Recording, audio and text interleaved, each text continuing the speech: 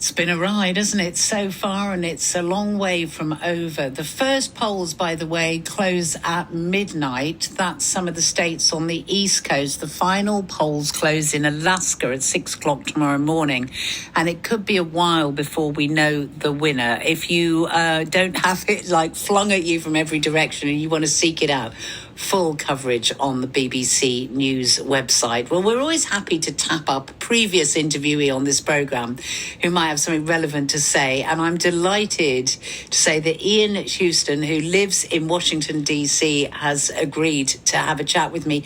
Ian, who we last spoke to about his drive, really, to get people descended from the Cornish migrants from Cornwall into the States to reinvest back in the old country. Ian, what a day, eh? A very, very good morning to you, even though it's afternoon here. Well, good afternoon, good morning to you. It's so lovely to be with you and your listeners, Julie. Yes, a historic, remarkable day. The sun is just coming up here. What the day will bring, who knows? But no, definitely it will be a historic day. We are billing this as one of the most consequential elections in modern US history. Is that hyperbole by the journalists, or do you believe it is? I believe it is. I mean, I think what we need to be speaking about is America is on the cusp of electing its first woman president. Hillary Clinton, of course, won the popular vote in 2016. But did not win the Electoral College. That was historic. That was remarkable, her standing in that election. But quite remarkable that we're at this moment where possibly Vice President Harris will be elected president. But there are other elements here. These are very contrasting candidates, two individuals who are quite different in the directions they wish to take the country. That is, in and of itself, consequential. Already, as you know, so many Americans have voted. 78 million Americans have voted through early voting and overseas ballots, including Americans in the UK. But the total vote count will probably rise to about 150 million individuals by the end of the day. So it's a highly polarized electorate. The fear, of course, is the potential for violence or unrest. And I think both the candidates need to be sending messages that are not so much campaign related, but speaking about the importance of democracy, peace across our communities, and ensuring that there is not violence. That would be a very welcome message by both of them. I was going to ask you about that because we have seen what can happen when a certain group within society does not like the result of an election. We know that all too well. Are there very real fears that, because we know it's probably going to be, if the polls are right, a very narrow margin of victory for whichever way it goes, how realistic are the fears that this could turn quite ugly? Very realistic. We now, of course, have the precedent of what happened in the 2020 election. Remember, the election, of course, was November 2020. Then we had the violence that happened January. That was violence related to the certification by the U.S. Senate that day to certify the election.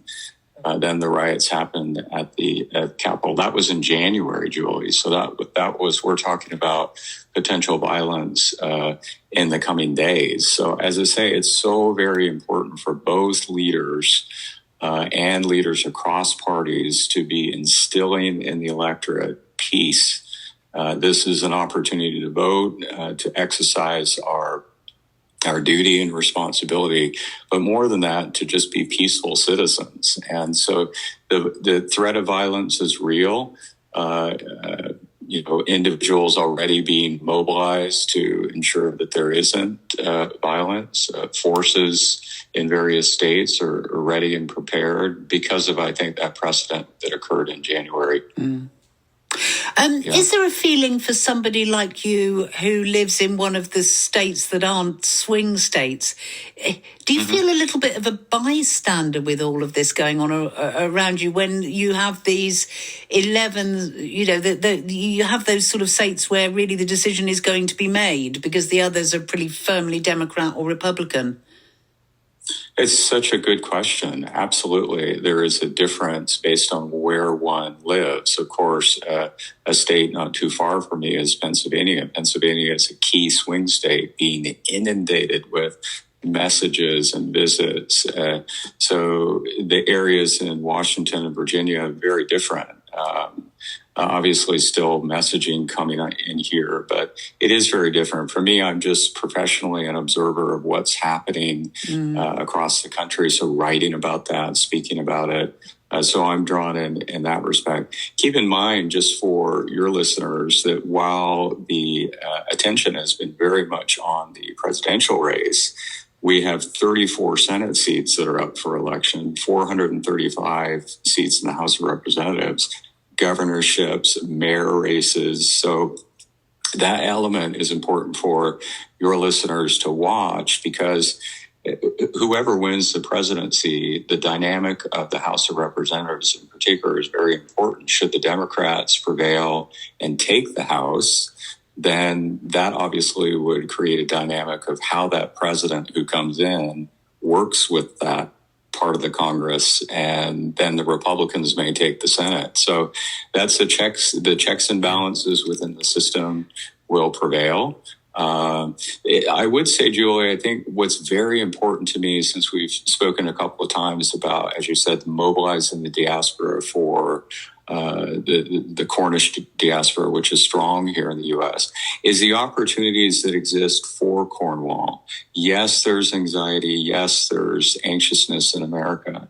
But we also need to step back and strategically say, right, Cornwall, what can we do to use this opportunity to refine our message, to sharpen the brand of Cornwall, to create connections with individuals in the United States, to use it as, I feel, an opportunity to engage, to look for the openings. And so I see the positives of it in that sense. An election is an opportunity to strategize. And I think Cornwall has a great message to export. And I feel, because we've talked before about this, the Cornwall Trade and Investment, Cornwall Chamber of Commerce, really doing good things about developing and honing that message about what is modern Cornwall and showcasing that. So this is an opportunity to focus on that and meet the individuals who come into power in January.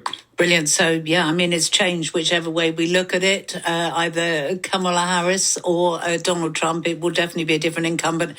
And as you're saying, change creates opportunities to exploit when it comes to spreading a brand.